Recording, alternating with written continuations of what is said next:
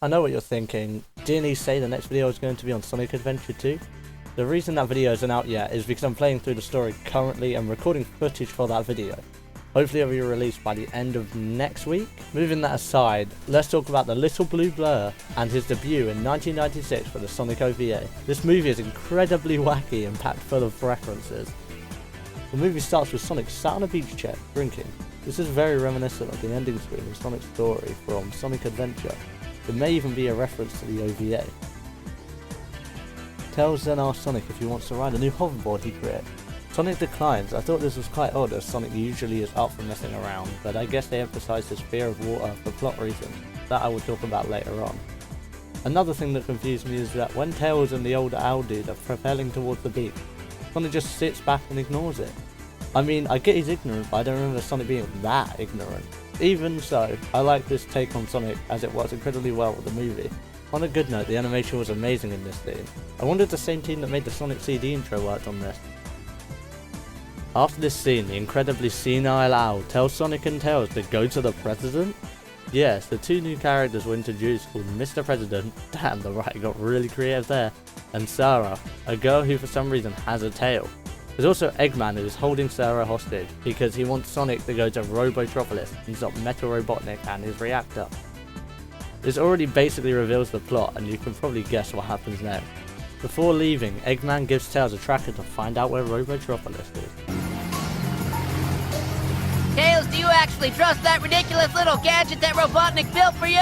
He's not exactly trustworthy. He could have put a bomb for us in there. But Dr. Robotnik is the only person who knows where Robotropolis is, so we have to use his navigator and hope it works. I guess so. Tails is playing the tornado, then crashes and we get to see a CD-like running scene, which I thought was pretty neat.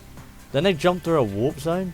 I don't know if this has been talked about in any type of Sonic media before, but they never really explained it in the movie. I think it would be a really cool feature in the games if they included this. They then arrive in a destroyed city area and have an encounter with Metal Robotnik.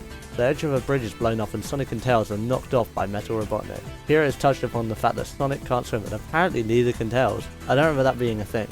Anyway, Metal Robotnik finds out where they are and continues to chase them. Sonic and Tails get stuck in glue. Then out of nowhere Knuckles appears, and for some reason he can straight up fly. I think it was because of budget, but I'm not sure why he can fly. He then frees Tails and Tails through Sonic, proceeding to blow up Metal Robotnik. It is then revealed that Eggman was steering the machine. Knuckles is also shown wearing a hat, which is pretty cool. Throughout the movie, Knuckles is a really consistent character, one that I enjoy more than the mainstream games, and his dynamic with Tails isn't shown very often either. Another thing that I like is that they changed the story. So it wasn't just guarding the Master Emerald, he goes on treasure hunts. This even becomes relevant to the plot, which is always fun to see. Tails, Sonic and Knuckles travel to Robotropolis. They find a generator that has a treadmill. Only Sonic can reach a lever. Sonic jumps onto the lever and the machine traps him in a green box, and Hyper Metal Sonic is awakened. Eggman appears and states it was his plan all along, and Metal has Sonic's memories and emotions and skills. Sonic and Metal have an all-out brawl, to which Sonic loses and is knocked into a forest.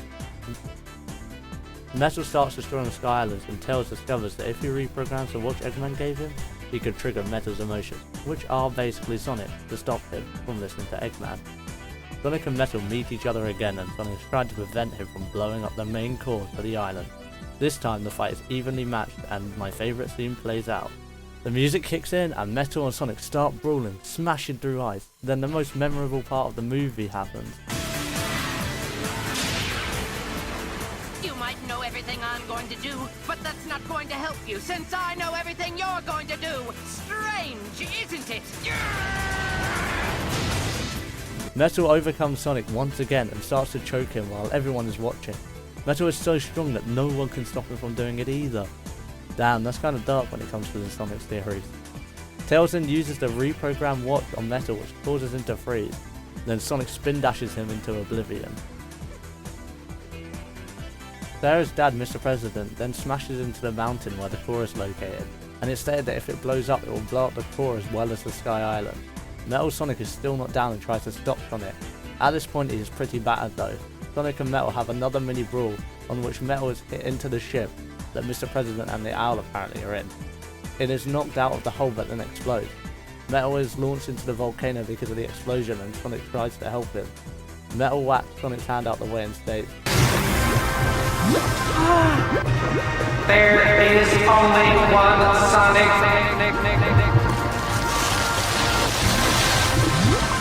No! Don't do it, Sonic! They nailed this scene, it was amazing. The colours, the emotion, and even the voice acting was spot on. I love this scene. Knuckles drains the lava and everything is safe again. However, you get the sense of disappointment as this was the first time we got to see Metal as an actual moral person. And it's actually sad to see him die, even Sonic is sad by this. Luckily, it was an upbeat ending where Knuckles punches Sonic because Sonic jumped on his head while fighting Metal and laughs. Sonic states he didn't do it and they will run off into the distance laughing happily. Conclusion. Should you watch it? Yeah, it's an amazing film. In my opinion, I actually prefer it to the new film, just because the story had more fights and it was more proactive as a whole. Who knows, maybe number 2 will be better as it has a trio. Which means it has more potential and it could take inspiration from Heroes. Now enough with the new movie, let's talk about the OVA. One of my problems with the movie was the fact that the voice acting was a bit... At times it could be a bit off.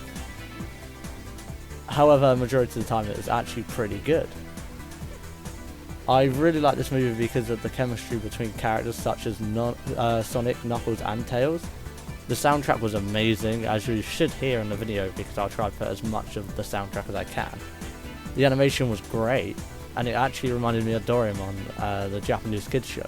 A friend recommended me to do something like the Moist Meter, so I've created this thing called Chaos Calculated, which is, there'll be a bar with the number of KOs, and it will be rated from 1 to 10.